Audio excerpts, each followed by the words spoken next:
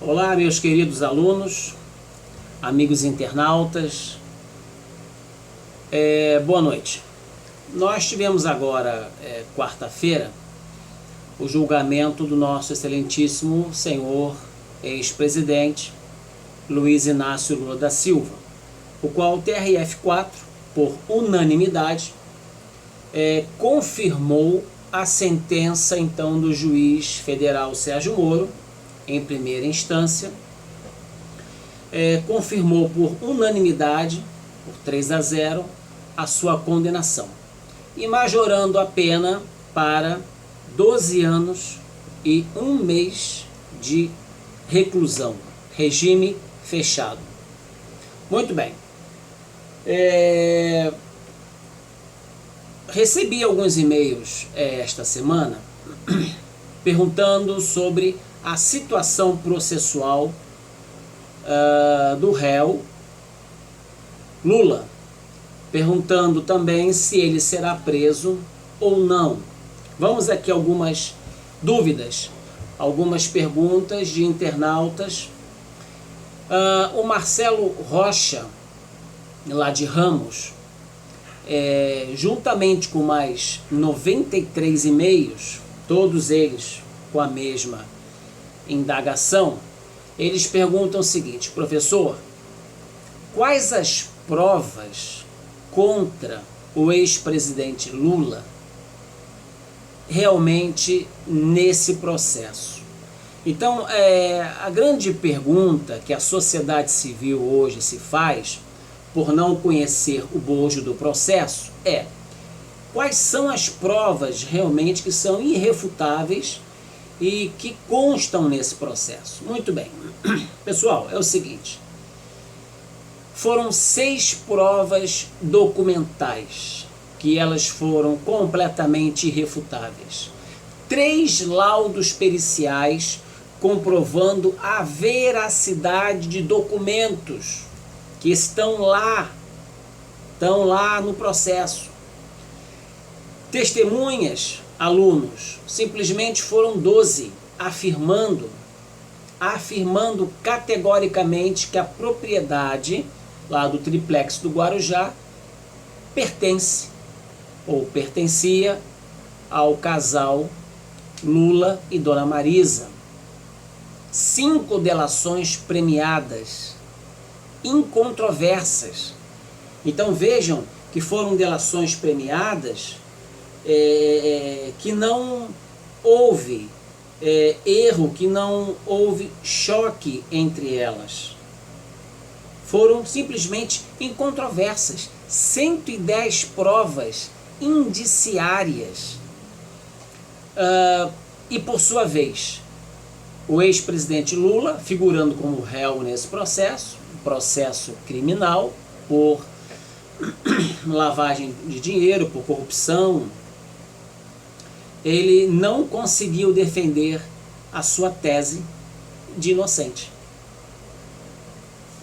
Meus queridos, então vejam que realmente o que a mídia tenta botar, atores globais tentam dizer, que políticos tentam falar, que o PT tenta mostrar, não é verdade. Não é verdade. Existem provas, sim. A segunda pergunta que eu separei, e com mais 39 alunos perguntando a mesma coisa: como fica, professor Rogério, a situação processual doravante do réu Lula? E perguntam, finalmente, será preso ou não? Pessoal, a nível de processo, a situação processual dele, doravante, é simples. Não cabe, como vocês alunos sabem, os embargos infringentes, porque por unanimidade do colegiado, uma Câmara Criminal, por 3-0, o condenou, confirmando a sentença monocrática do juiz Sérgio Moro. Então está afastado esse instrumento, esse instituto processual, que são os embargos infringentes, o qual, se fosse 2-1, esse voto, se fosse a favor do réu, o advogado teria então aí alguma chance de tentar reverter a situação. Então, portanto, o mérito ele não pode ser questionado. E o mérito é o quê? O mérito é o pedido. O mérito é o pedido de uma ação. Então, caberá ao Instituto apenas, em segunda instância, no TRF, os embargos de declaração. Os embargos de declaração está previsto quando há obscuridade, quando há situações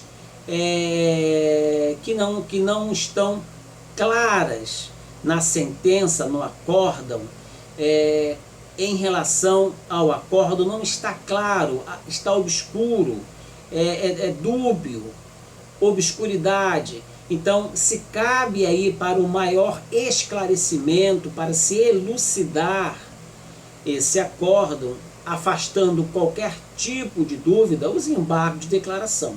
Esse instrumento cabe ainda no TRF4.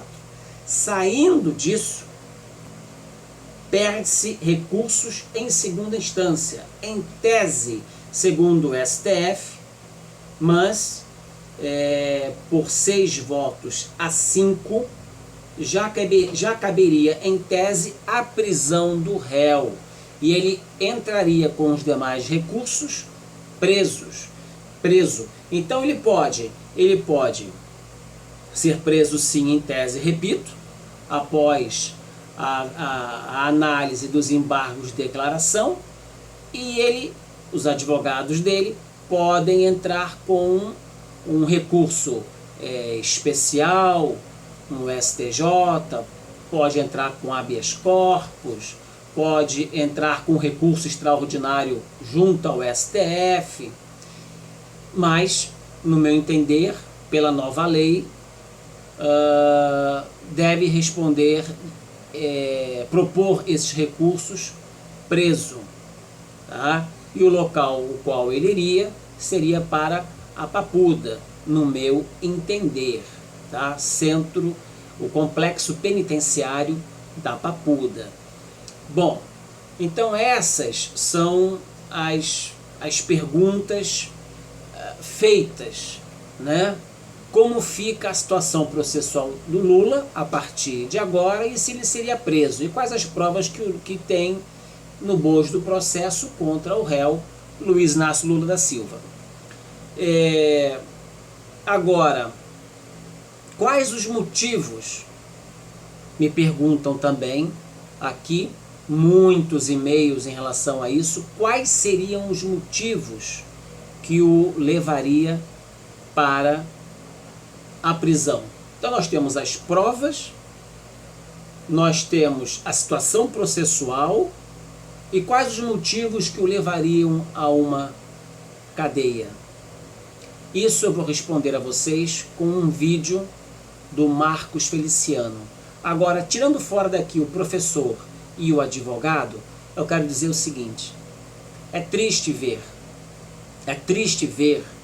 pessoas não respeitando uma sentença monocrática, um acórdão de um colegiado, pessoas incentivando a desobediência civil. Aqui agora quem fala é o cidadão Rogério Oliveira, que paga os seus impostos, que realmente é cidadão brasileiro e que cumpre com o seu dever e com as suas obrigações perante esta nação.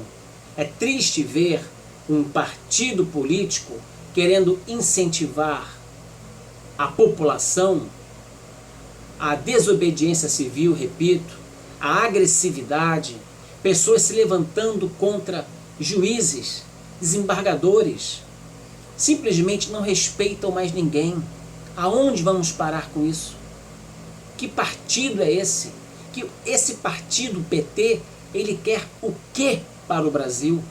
Que suscita, que instiga, que motiva a sua população a desrespeitar o poder judiciário?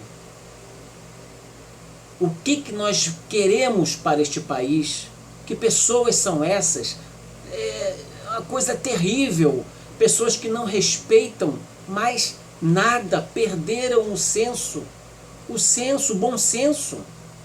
Bom, pessoal, fica aqui o meu repúdio, a minha indignação pela falta de respeito, falta de decoro, pessoas que estão erradas, condenadas, ainda querem se passar por corretos, perfeitos, e querem suscitar uma multidão contra o Poder Judiciário. Acorda, Brasil! Nas eleições de 2018, fora PT. Um grande abraço a vocês, professor Rogério Oliveira, me despeço, um grande abraço e boa noite a todos.